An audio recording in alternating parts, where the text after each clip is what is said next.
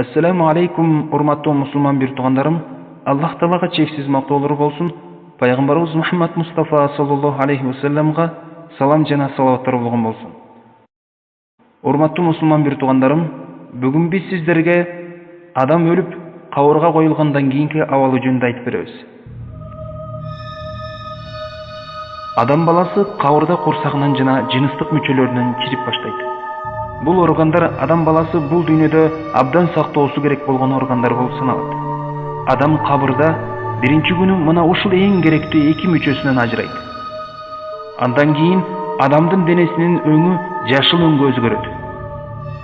Экинчи күнү боор, көк боор, өпкө жана ичегилер чирип баштайт.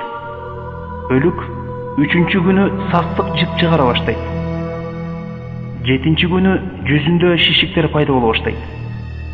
Мүчөлөрдүн, карындын, көк боорунун ич көңдөйүнүн чиригендигинен 10 күндөн кийин дене өтө шишиген абалга келет. 2 жумадан кийин чачтары түшө баштайт. 15 күндөн кийин өлүк чымындары өлүктүн жытын 5 километр аралыктан сезишет да денени толугу менен курттар уруп алышат. 6 айдан кийин денеден эч нерсе калбайт. Бир гана этсиз сөөк скелет калат. 25 жылдан кийин бул түзүлүш скелет топуракка айланып кетет. Бул топурактын арасында коймулчак деп аталган бир сөөк калат. Ошентип кыямат күнү адам баласы дал ушул коймулчактан кайрадан өз калыбына келтирилет. Урматтуу мусулман бир тууганым, кабыр күн сайын адам баласын 5 жолу өзүнө чакырып мындай дейт: мен жалгыздык үйүмүн, андыктан Куран окууну өзүңө жолдош кыл. Мен караңгылык үйүмүн, мени түнкү ибадаттар менен жарык кыл. Мен чаң топурактын үйүмүн, андыктан жакшы амалдардан өзүңө керебет кургун. Мен жылан чаямдын үйүмүн, андыктан оонун күчүн жоготуучу каражат Аллахтын аты бисмиллах менен кел. Мен мункар менен накирдин үйүмүн, андыктан ла илаха иллаллах келмесин көбүрөөк айт. Кыямат күнү сени кылган амалдарың үчүн суракка алып жатканын бир элестетип көр. Жана сен өзүңө мен тозокко эле түшөмүн деп айтасың.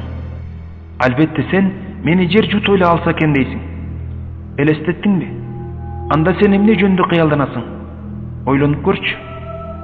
Албетте сен мени жер жутуп эле алса экен дейсиң. Туурабы? Эми ушул эле учурда тоодой жакшы иштер келгенин элестет.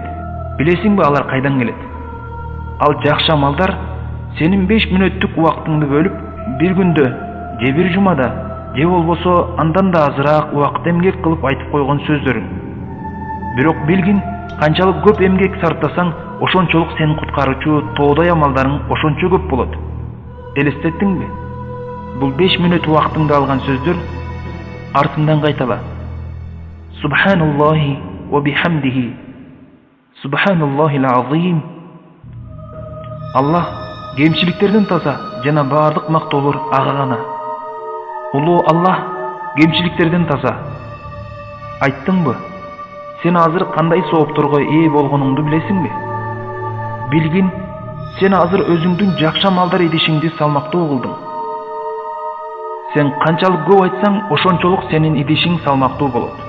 Пайгамбарыбыз Мухаммад Мустафа саллаллаху алейхи ва саллам айтты: эки сөз бар, мээримдүүгө жагымдуу, тилге жеңил, таразада оор. Субханаллахи ва бихамдихи, субханаллахил азим. Аллах кемчиликтерден таза жана бардык мактоолор ага гана.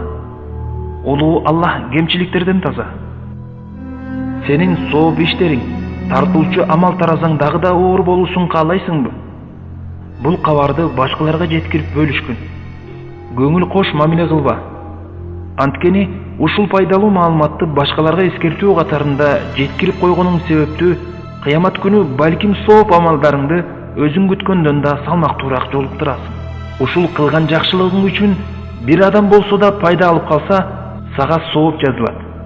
Пайгамбарыбыз Мухаммад Мустафа саллаллаху алейхи ва саллам айтты: чындыгында бейиш элдери бейишке киргенде бул дүйнөдө жакшы амалдарда бирге болгон досторун таппай, о жараткан, биз менен бирге ибадат кылып, орозо кармап жүргөн досторубуз бар эле, бирок биз аларды көрө албай турабыз.